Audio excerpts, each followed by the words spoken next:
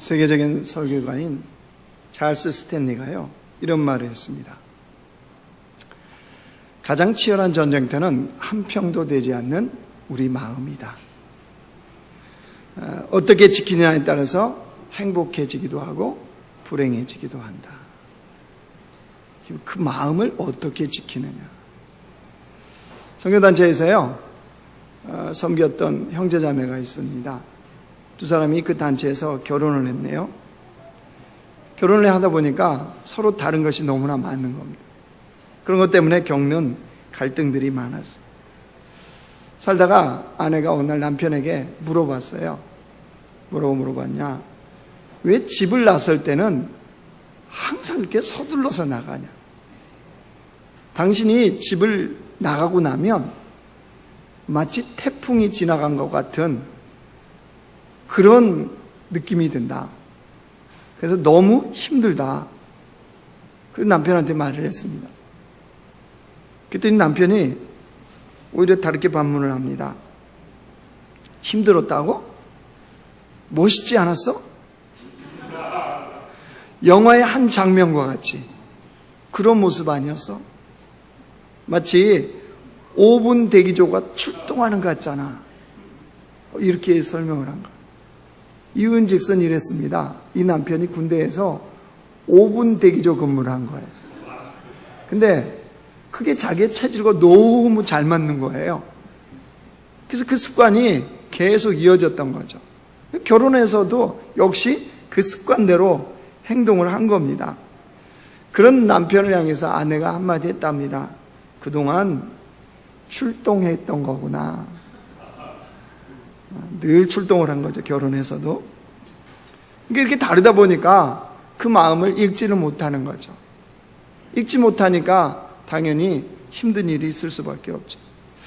아내가 어느 날 굉장히 몸이 아팠답니다. 몸이 너무나 아파서 그 고통을 남편에게 호소를 했습니다. 가만히 듣던 남편이 그러더랍니다. 좋은 방법이 있다고.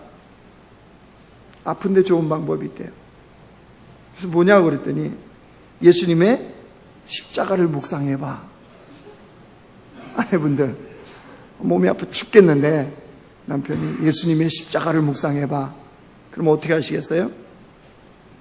이 남편이요, 총각이니까 몸이 아프면 병원 가는 것보다 참으면서 십자가를 묵상하는 거예요. 그러면 큰 힘이 됐다는 거예요. 그렇죠. 총각이니까 가능했겠죠. 그러니까 아내한테 좋은 방법이라고 그걸 소개해 준 거예요. 이 아내가 남편의 말을 가만히 듣고 있더니 한동안 말이 없더랍니다. 그러더니 눈물을 쭉 흘리면서 남편한테 그러더랍니다. 당신의 말을 듣고 보니까 예수님의 십자가가 싫어질까 봐 걱정이다. 그럼 이게 무슨 말인지 아시겠죠? 아내의 마음은 이미 뭐했다? 상해버린 거지. 마음이 이미 상해버린 거예요. 여러분 무슨 말을 하려냐? 행복은 외부의 환경의 어떠함에 의해서 나오는 게 아닙니다. 외부의 환경이 어떠해서 내가 행복이 결정되는 게 아니고요. 내 마음. 지금 마음이 어떠냐에 따라서 행복이 결정납니다. 그래서 잠언 4장에도 뭐라고 그랬어요? 모든 지킬 만한 것보다 무엇을 지키라? 네 마음을 지키라, 마음을. 생명의 근원이 어디서 난다? 마음에서 난다, 마음에서. 그 마음에 의해서 행복이 결정나는 거예요. 그런데 문제는 사람들이 자꾸 마음이 아닌 다른 곳, 마치 다른 곳에서 행복이 있는 것처럼 그 행복을 찾고 살아간다는 사실이에요. 그래서 예수님께서는 오늘 뭐라고 말씀하셨어요? 8절 보세요. 8절 같이 다시 읽어요. 시작. 마음이 청결한 자는 복이 있나니 그들이 하나님을 볼 것이며. 참 주님의 말씀은 감사하죠.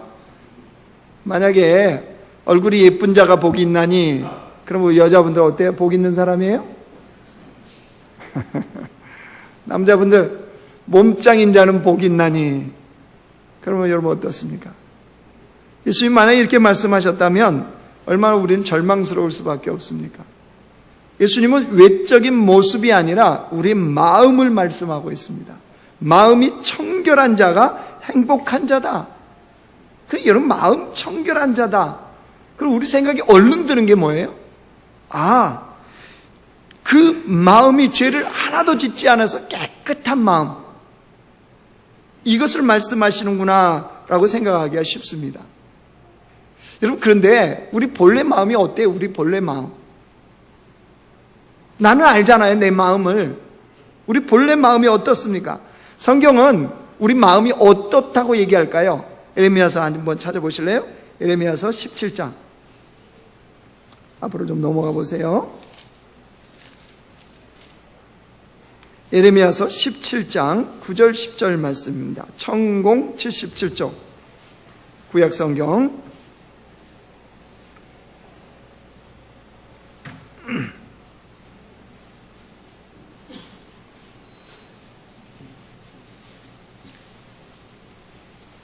천공 77쪽 에레미야서 17장 9절 10절 못 찾으신 분들은 화면을 참조하시면 되겠습니다. 같이 읽습니다. 시작. 만물보다 거짓되고 심히 부패한 것은 마음이라. 누가 능히 이를 알리오마는 나 여호와는 심장을 살피며 폐부를 시험하고 각각 그의 행위와 그의 행실대로 보응하나니. 마음이 어떻다고요? 만물보다 거짓되고 심히 부패한 것이 우리의 마음이라는 거예요. 이건 누가 안돼요? 다른 사람 몰라도 누가 알아요? 하나님이 아세요. 하나님은 심장을 살피며 폐부를 시험하시고, 주님은 우리의 마음이 얼마나 거짓되고 얼마나 부패했는지를 알아요. 여러분, 우리의 마음을 한번 들여다보세요. 어떨 것 같습니까? 어느 목회자가요, 여름에 가족과 함께 애들을 데리고 휴가를 바닷가로 갔답니다. 바닷가를 애를 데리고 갔으니까 모래놀이도 해야 되고 바다에서 물놀이도 해야 되잖아요. 근데 그렇게 물놀이하고 모래놀이를 해야 되는데 들고 있는 카메라가 문제였어요. 물에 빠지면 안 돼서. 그래서 카메라를 이렇게 바닷가에 가면 모래사장에 파라솔들을 쫙 펼쳐놨잖아요. 그리고 임대를 해주지 않습니까? 거기에 자기들이 노는데 가장 가까운 파라솔을 쓰고 있는 분에게 카메라를 좀 맡아달라고. 그리고 맡겨놓고 애들하고 모래놀이도 하고 바다에서 물놀이도 하고 이렇게 한참 하고 있었네요. 근데 그 자리 파라솔에 잡고 있었던 그분들이 이제 가겠다는 거예요. 자기들이 이제 가야 된다고 요 자리 이 파라솔을 좀 이제 쓰라고. 자기들이 5,000원 내고 3시간을 임대, 5,000원에 가면 3시간이었나 봐. 5,000원을 냈는데 지금 1시간도 못 썼다. 그러니까 애들 데리고 여기 파라솔을 쓰시라고 이렇게 얘기하고 가는 거예요. 그러니까 감사하다, 고맙다 인사하고 파라솔에 이 목회자가 애들과 함께 자리를 잡았네요. 주인인 남자가 다가오는 거예요. 5,000원 내라고. 자, 그러면 어떻게 반응했을 것 같습니까? 조금 전에 냈지 않느냐? 우리는 그 사람들과 일행이다. 이렇게 거짓으로 우기기 시작했어요. 여러분, 장사하는 사람들이 눈치가 몇 단입니까? 통할 리가 없죠. 안 통하죠. 5,000원 내야 된다. 이 목회자 결국 거짓말로 변명에 변명, 거짓말을 계속 하다가 안 통하는 걸 알고 애들 손을 붙잡고 그 자리를 빠져나왔답니다. 돌아오면서 생각하니까요, 고작 5,000원 때문에 천연덕스럽게 거짓말하는 자신, 너무 부끄럽고 너무 자기 자신이 작아 보이고 그런 마음이 막 가득했다는 거예요. 자, 여러분, 우리가 그 자리에 있었으면 우리는 어떻게 할까요? 할렐루야 찬양들은 어떻게 하셨을까요? 네요, 그냥 와버려요. 말을 절대 안 하시네. 저는 어떻게 했을까요? 말하지 마세요.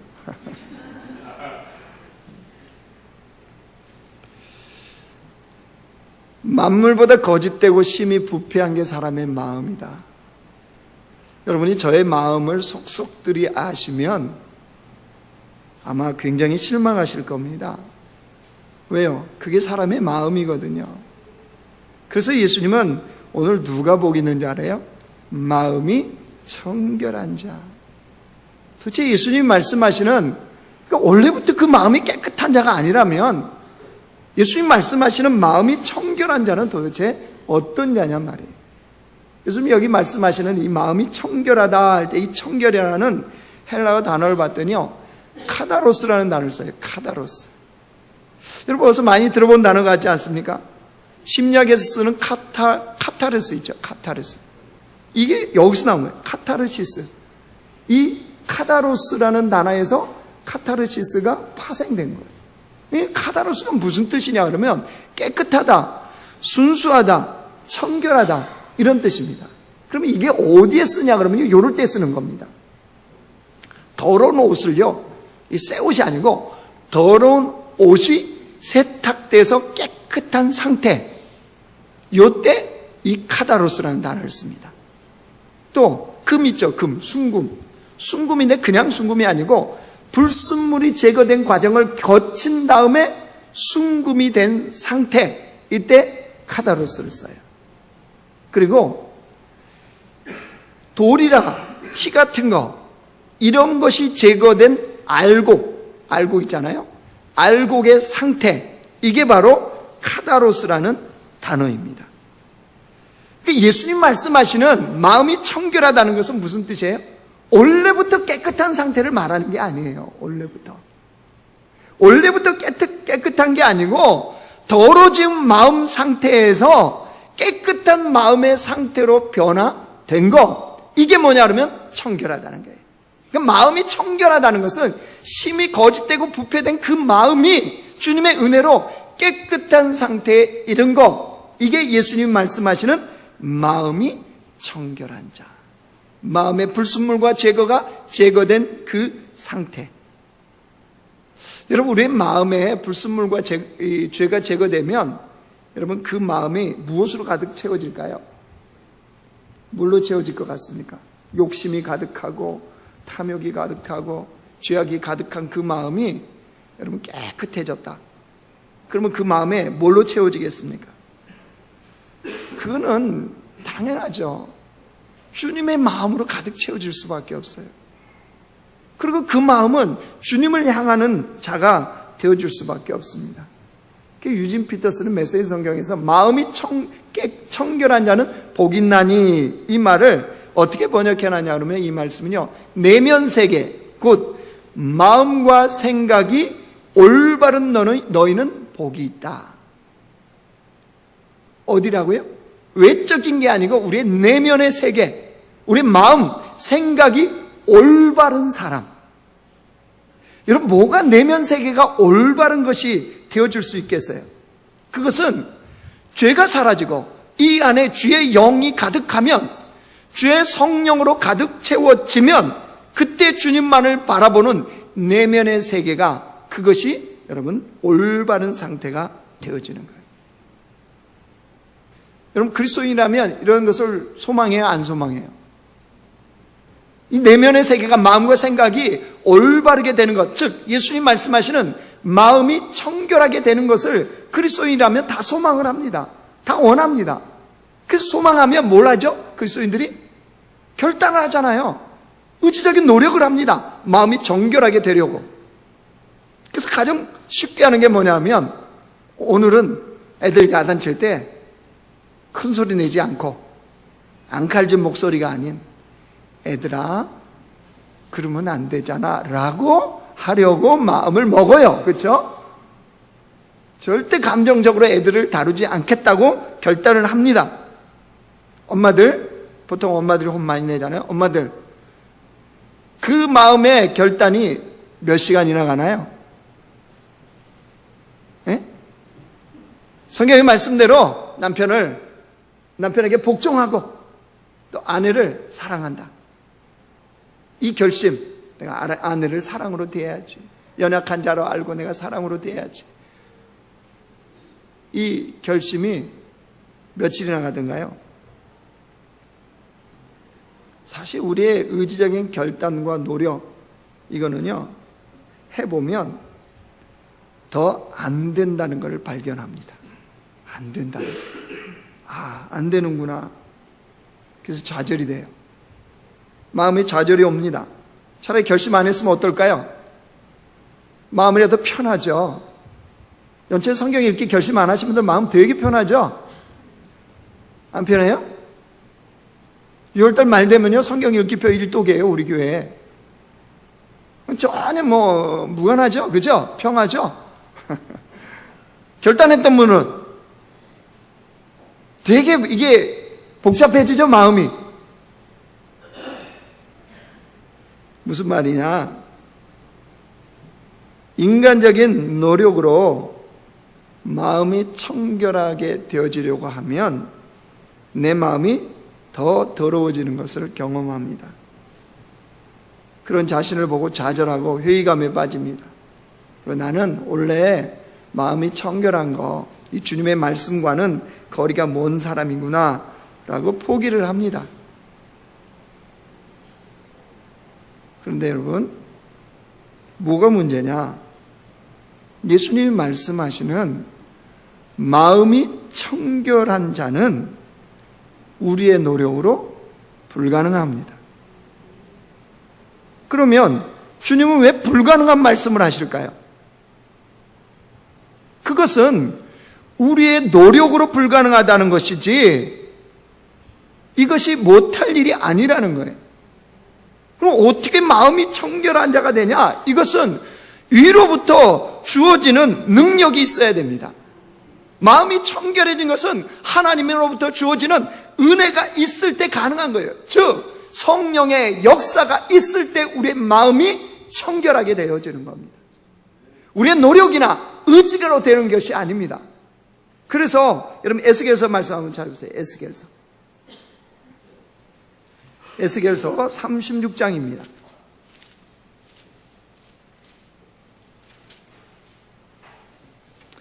1207쪽입니다. 구약성경 1207쪽.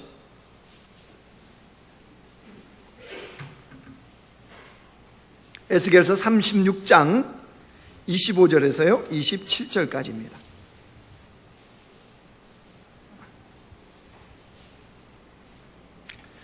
예, 우리 같이 읽는데 또 못 찾으신 분들은 화면 보시면 돼요. 25절부터 시작.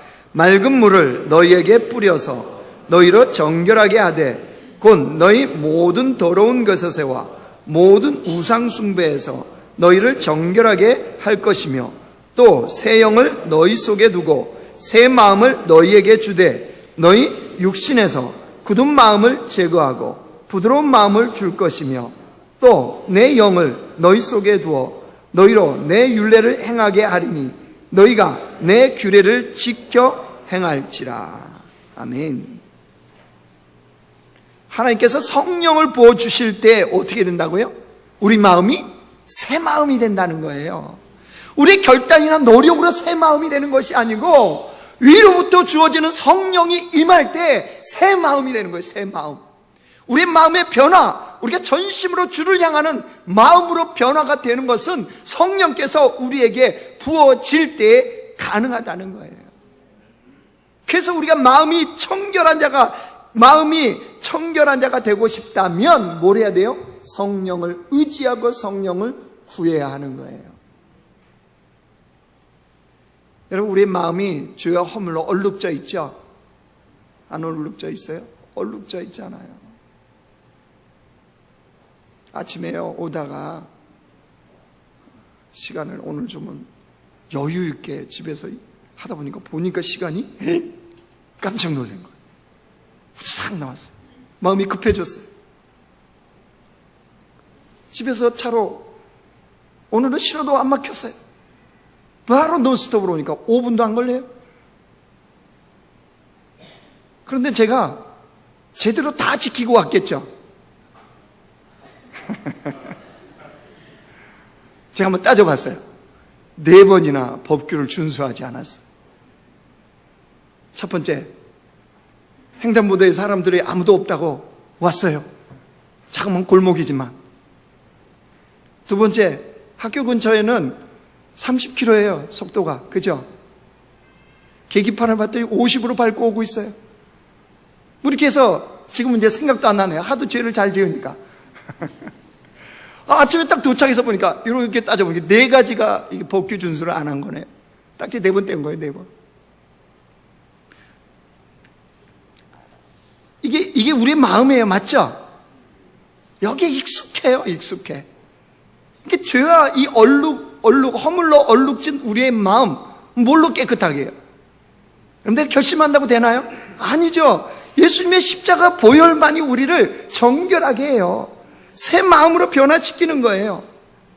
그래서 주님이 말씀하시는 거는 주님으로 인해서 정결하게 되는 것이지 네 자신으로부터 정결케 되는 것이 아니라는 거예요.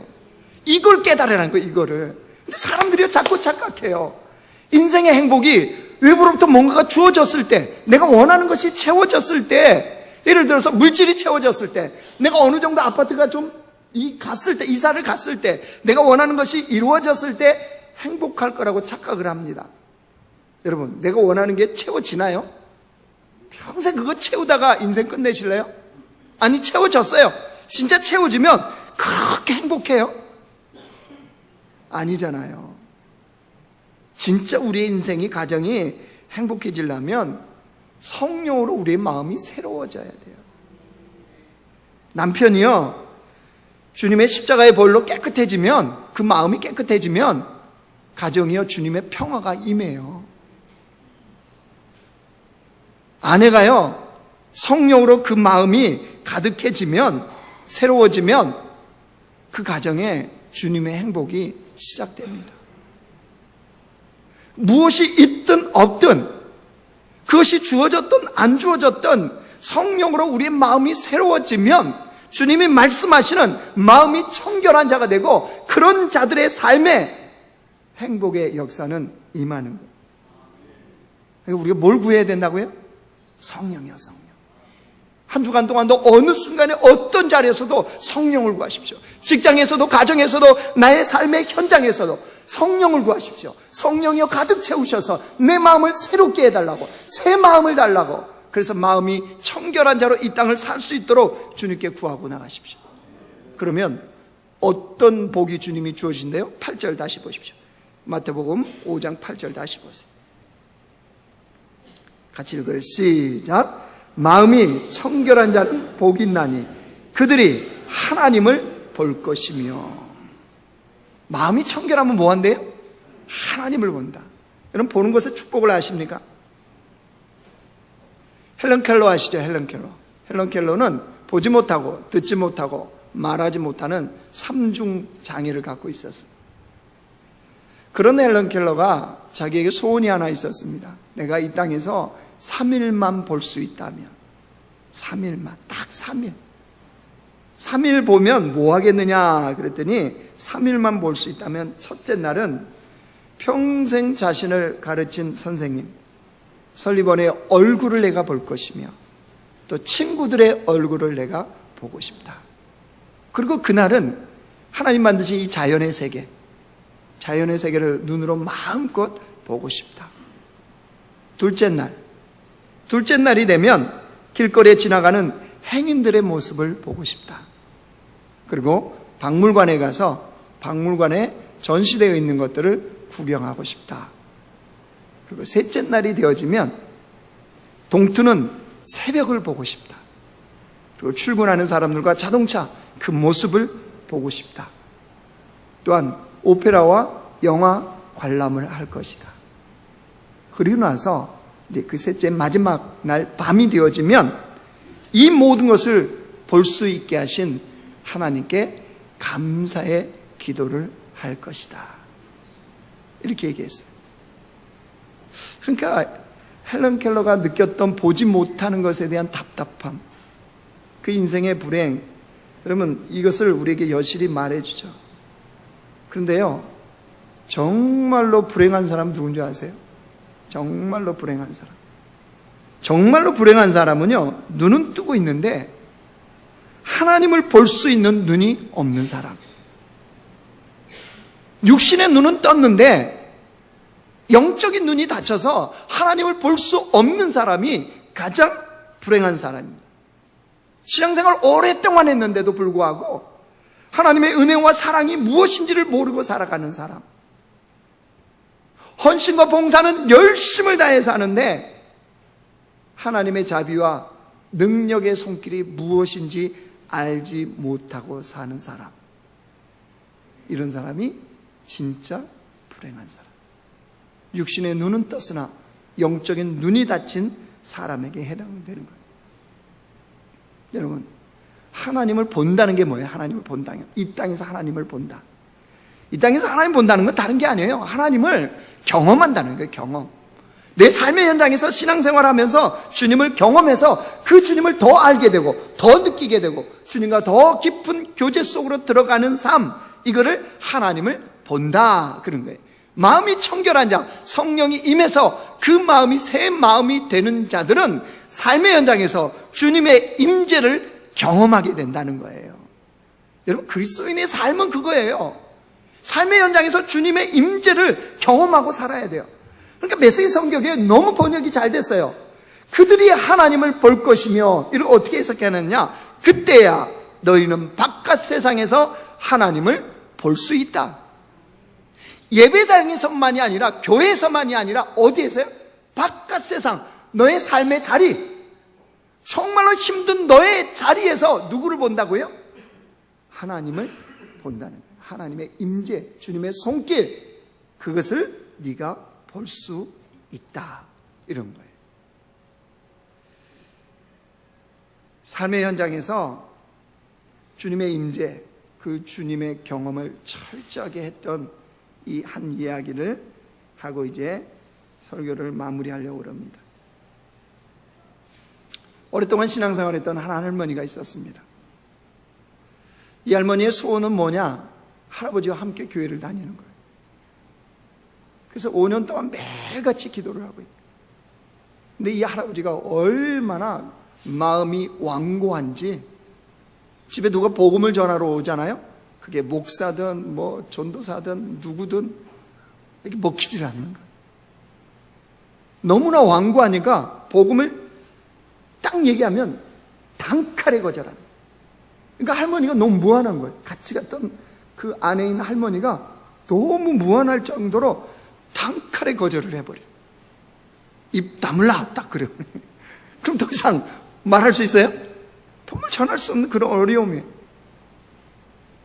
이런 이 할머니의 이 고충을 아마 기도 모임에서 이렇게 좀 나눴던 거 봐요. 그 기도 모임에 다른 교회 사모님이 그 자리에 앉아 있었어요. 사정을 듣고 보니까 참 안타깝잖아요. 그래서 이 사모님이 그러면 자기가 한번 해보겠다고, 자기가 가서 할아버지에게 복음을 한번 전하는 그 일을 한번 해보겠다. 그리고 선택한 방법이 뭐냐면, 여러분, 가정부 있죠, 가정부. 요즘은 가사도우미라고 그러나요? 가정부, 옛날에 식모살이죠. 식모살이 하는 것으로 하고 그 집에 들어간 거예요. 왜냐하면 이 할아버지가 그래도요, 자수성가한 할아버지인 거예요. 그래서 재산이 꽤 많은 거예요. 집도 한강이 쫙 내려, 아파트는 그 정도 아파트 되셔야지, 여러분. 건물과 건물 사이에 있는 건 아파트가 아니에요. 그래도 감사하세요. 이 할아버지가 가진 아파트는 한강이 쫙 보이는 방이 4개. 집에는 둘이 사는 거예요. 할머니, 할아버지. 그러니까 누가 필요하겠어요? 가정부가 당연히 필요할 수밖에 없죠. 그래서 가정부를 마침 구하고 있었던 거예요, 이 집에서. 그래서 이 사모님이 할아버지 구원을 위해서 내가 식모살이 한 달만, 할머니하고 한 달만 내가 그러면 들어가겠다. 그래서 거기서 먹고 자고 다 하는 거예요. 그렇게 자청하고 들어갔습니다. 가정부가 할 일이 뭐냐 그러면 이거였습니다. 할아버지에게 신문을 읽어주는 거, 그 다음에 식단이 다 적혀 있습니다. 그러면 식단대로 음식을 만드는 거, 빨래하고 청소하는 거, 이게 그 가정부가 해야 될 일이었습니다. 이 할아버지가 어떤 할아버지였느냐? 젊었을 때 자수성가했다고 그랬잖아요. 젊었을 때 돈 번이라 워낙 몸을 상해가지고 이제는 나이가 드니까 그 가진 돈을 가지고 자신의 건강을 챙기는 거예요.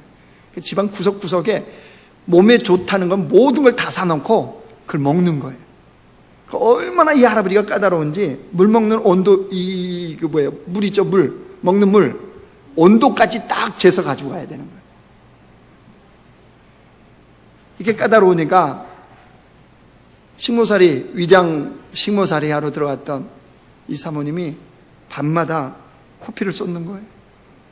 너무 고단했던 거죠, 하루가. 그럼에도 불구하고 이왕 하기로 한 거 제대로 하자 그래갖고 이 사모님이요, 그럼에도 불구하고 새벽 3시에 일어나는 거예요. 3시에 일어나서 뭘 했냐? 할아버지 구원을 위해서 기도하는 거예요. 기도한 다음에 아침에 이제 할아버지 일어나면 신문 읽어줘야 되잖아요. 그냥 읽어줘도 되는 거예요, 사실은. 근데 그러지 않고 자기가 먼저 신문을 다 숙지를 하는 거예요. 아, 오늘은 연평도 이게였구나. 불법적으로 중국이 난리를 치는구나. 이런 거 쫙 읽는 거예요. 읽다 보면 경제라든가 정치의 전문 용어가 나와요, 안 나와요? 이해 못하는 게 막 나오잖아요. 그러면 그걸 다 찾는 거예요. 사전 갖다 놓고, 아, 요런 뜻이구나, 요런 말이구나, 이래서 금리를 낮췄구나, 이런 거를 다 이제 꿰뚫는 거예요.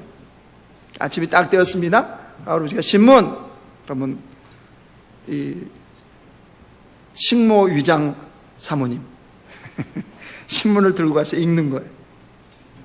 읽다 보면 여러분, 신문 듣고만 있습니까? 아니죠. 할아버지가 이제 그거에 대해서 얘기를 하는 거죠.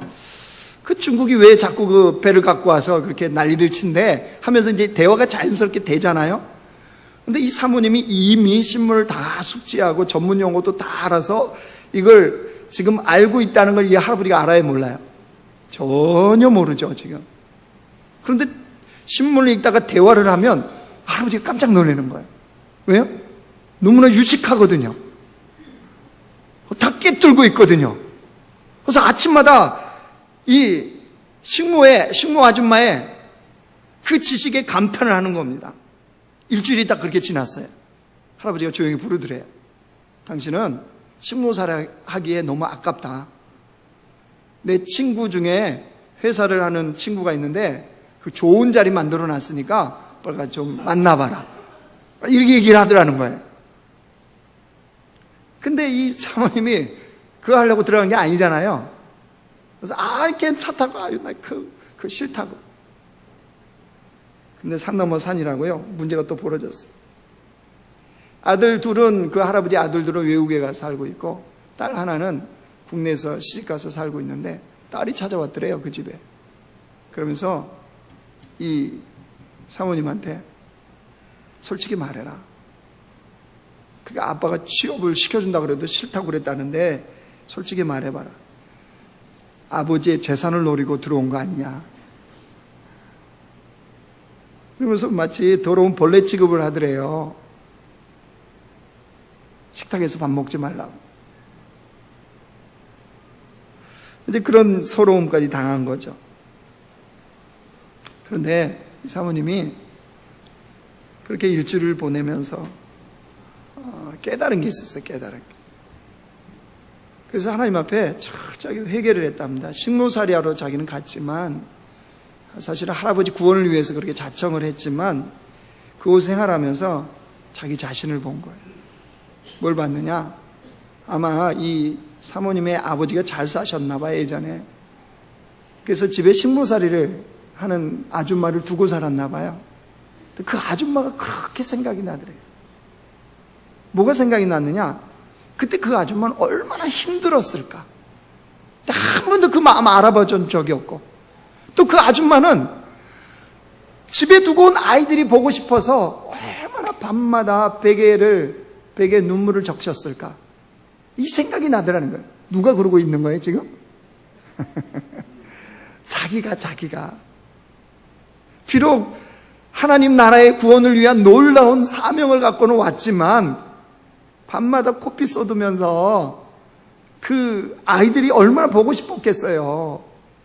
그러고 있는 자기를 보니까 옛날에 자기 집에 있었던 그 아줌마가 그랬을 거라는 생각이 너무나 나니까 회개가 막 제더래요. 식모는 당연히 그래야 돼 라고 하는 것처럼 마치 그런 마음으로 그 아줌마를 대했고, 그렇게 자신이 생각했던 자기가 회개가 되더래요. 그리고 또 자기네 삶이, 지금의 자신의 삶이 돌아봐지더라는 거예요. 어디 가서 식당에 가서 돈 내고 밥을 먹죠. 당연히 돈 내고 먹을 때 내가 그 식당에 대해서 어떻게, 그 종업원이라든가 사람들을 어떻게 대하고 있는지, 내 삶의 현장에서 마치 내가 돈을 지불하면 당연히 주인인 것처럼 주인 행세하는 그 자신의 마음이 보이기 시작하더래요. 그래서 철저하게 회개를 했답니다. 그리고 드디어 2주간이 지났어요. 한 달 하기로 했잖아요. 한 달. 근데 14일째 밤이 됐어요. 14일째 밤에 꿈을 꿨는데 하나님께서요, 이 사모님의 꿈에 생생한 걸 보여주셨어요. 뭘 보여줬느냐?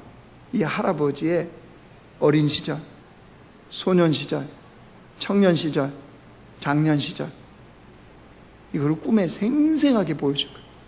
그리고 아침이 딱 되었네요. 식모살이 15일째 들어가는 거예요. 할아버지가 신문 그리고 부른 게 아니라 아줌마를 부르더래요. 부르더니 그러더랍니다. 왜 자신의 집에 들어왔는지 정직하게 실토해라. 정직하게. 이제 올 게 온 거죠. 사모님도 더 이상 아니구나 싶어서 얘기했답니다. 자기가 기도 제목을 나누는데 할머니의 기도 제목을 듣게 되었다. 5년 동안 하루같이 할아버지 구원을 위해서 기도하고 있는데 할아버지가 마음 문을 하나도 열지 않아서 어느 누구도 복음을 전할 수 없는 어려움이 있다는 걸 알게 되고 내가 식모살이하러 자청을 했다. 할아버지가 뭐라고 그랬을까요? 감동했을까요? 감동했겠죠? 감동은 무슨 감동합니까? 노발대발 당장 나가라. 뭐 어차피 이제 나와야 되잖아요. 나와야 돼서 복음 전할 수도 전한 것도 없고 나와야 돼서, 그래서 할아버지 내가 15일 오늘 15일째인데 그동안 있었던 일 좀 얘기나 하게 해달라. 자기가 15일 동안 식모살이, 할아버지 구원을 위해서 내가 식모살이 들어왔지만 내 자신을 철저히 깨닫고 내가 요런 일을 내가 회개하게 됐다. 그리고 간밤에 하나님께서 꿈에 할아버지의 이런 걸 보여주셨어요. 할아버지 어린 시절에 이르셨죠? 소년 시절에 이런 일이 있으셨죠? 청년 때 이런 아픔이 있으셨죠? 장년 때 가족에게 아무개도 말 못했지만 이런 어려움이 있으셨죠? 라고 얘기를 했어요. 그 완고하고 고집셌던 할아버지가 고개를 탁 숙이더니 눈물을 뚝뚝 흘리는 거예요. 그러면서 하는 말이, 그 내용들은 아무도 모르는, 그 어느 누구도 모르는 하늘만 아는 사실인데 어떻게 당신이 아느냐? 당신이 그걸 아는 거 보니까 정말로 하나님이 살아계시는 것이 맞구나. 그러면서 이 할아버지가 뭐라고 그랬느냐, 이 사모님한테 보름 동안 식모살이 아니하고 너무 고생 많았다. 나를 위해서 그렇게 해줬다니 너무 고맙다. 내가 이번 일요일부터 할머니 손을 잡고 교회를 나가겠다. 이 사모님 다니는 교회? 아니, 다른 교회. 할머니가 원래 다니는 교회. 할아버지가 나중에요, 놀랍게 변화가 됩니다. 이야기는 나중에 또 시간이 되면 해드릴게요. 얼마나 주님 나라에 귀하게 그 남은 여생에 쓰임받는지 몰라요. 여러분이 무슨 말을 하려고 그러냐면요, 마음이 청결한 자의 삶에는 하나님을 경험하는, 주님의 임재를 경험하는 삶이 반드시 따를 수밖에 없어요. 즉 성령이 그 마음에 가득 찬 자의 삶에는 주의 임재가 나타날 수밖에 없다는 거예요. 그러니까 우리가 신앙생활을 성령 안에서 하면 신앙생활이 무료하다, 왜 하는지 모르겠다, 왜 이렇게 신앙생활을 하는 거야? 라고 하는 말을 할 수가 없는 거죠. 주님을 매일매일, 삶이 고달프면 고달픈 상황에서도, 삶이 편안하면 편안한 상황에서도 그 주님의 임재를 경험하는데 어떻게 신앙생활이 그 안에 기쁨으로 충만하지 않을 수 있겠어요? 환경의 어떠함이 아니라 내 안에 임재하시는 그 주님 때문에 그 신앙생활이 역동적으로 될 수밖에 없죠. 마음이 청결한 자는 복이 있나니 그들이 하나님을 볼 것이요. 이 주님의 진리의 말씀이 얼마나 합당한 건지, 얼마나 놀라운 것인지를 철저하게 경험하는 삶이 되어지는 거예요.